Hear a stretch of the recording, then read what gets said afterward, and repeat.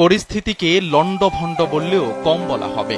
উথাল পাথাল বাতাস আর ঝোড়ো হাওয়ায় রীতিমতো তছনছ হয়ে গেছে চারপাশ। ঘরের চাল উড়ে কোথায় চলে গেছে জানেন না বাসিন্দারা। তীব্র বাতাসের তোড়ে খোলা আকাশের নিচে থাকারও উপায় নেই।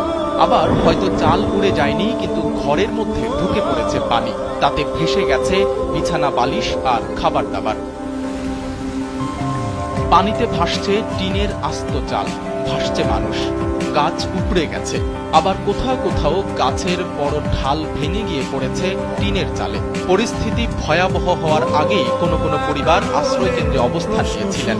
1 মিনিটে নগদ ইসলামিক অ্যাকাউন্ট খুলতে ডায়াল করুন 4167#। কিন্তু সোমবার সকালে ফিরে দেখেন ঘরটি আর নেই।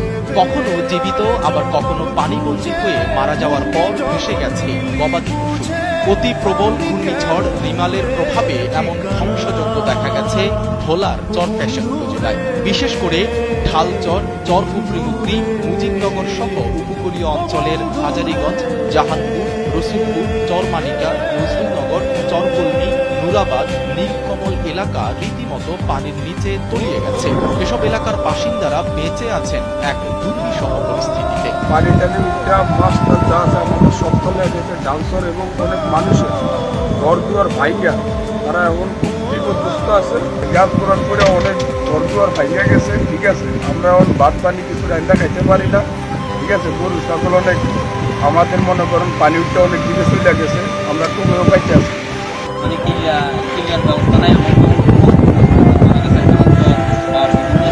অনেক গরু মারা গেছে। আমাদের এই বনের থেকে 10টা লোকই মারা গেছে বাচ্চা। এখন আমরা একটা ক্লিয়ার ব্যবস্থা না করলে আমারও বাচ্চা মারা গেছে। সকাল সকাল মারা গেছে, মনে করেন অনেক ক্লিয়ার হবে। না হয় তাহলে